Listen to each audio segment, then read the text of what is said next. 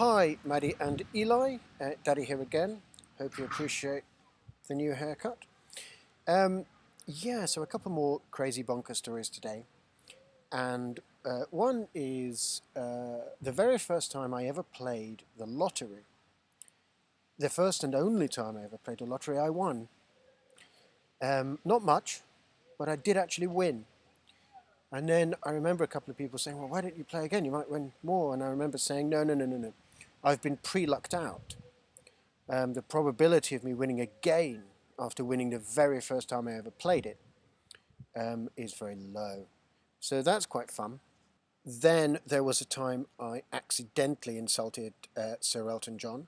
Now, I happen to quite like Sir Elton John. He's sort of vaguely lovable.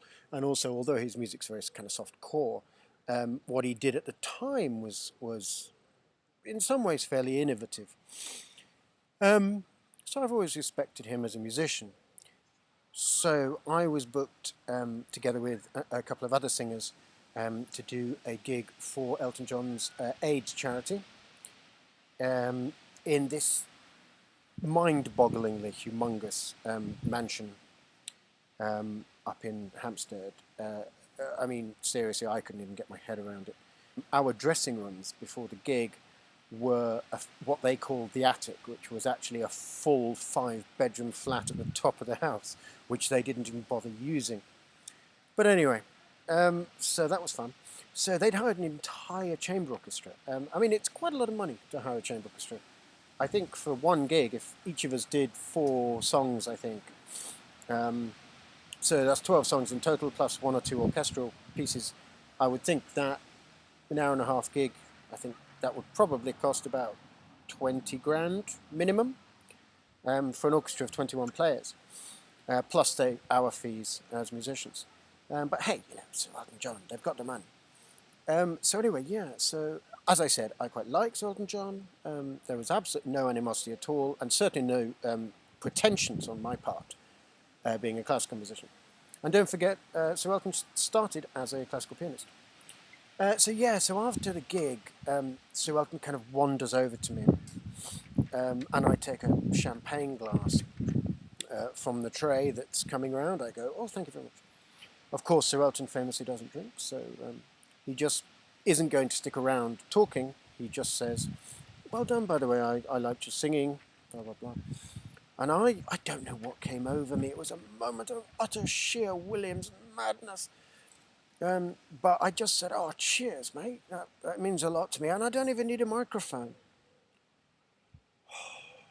Then during the early 2000s, or mid-2000s actually, probably about 2004 to 2008, I was one of the senior teachers at the London Piano School.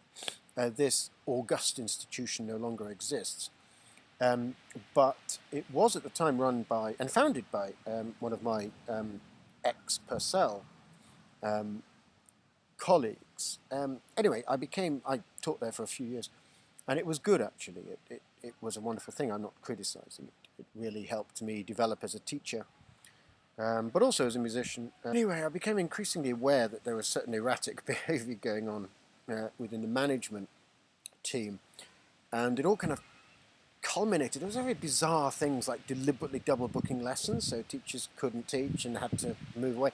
And then there was another thing that they started to share a name with a neighbouring school that had nothing to do with it. It was very odd. And then it all culminated in the famous break-in, which all of us universally agreed was an inside job. Staged managed so that they could claim insurance and piss off to the Philippines, which is where they'd wanted to live for quite a long time. And fair enough, if you don't want to be in London anymore, I understand that. But yeah, so that was a bit bonkers, and the London Piano School was no more. And then there was a time me and my then girlfriend, who had a house in Stratford, decided to convert the 3-bedroom house into a 5-bedroom house. But we were very acutely aware that there was a massive VAT rise coming up the next year. I think it was in March. So the previous, was it October or November, we decided to get the loft conversion started.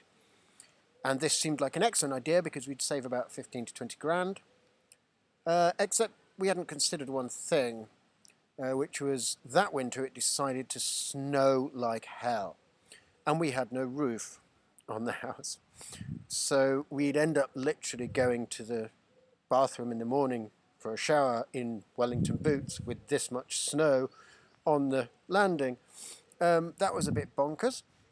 I'm telling you all these things because, of course, if lockdown ends, then I'll be back in work full time, and this vlog will probably become more intermittent again. Although that doesn't mean that I don't love you. Of course I do, always.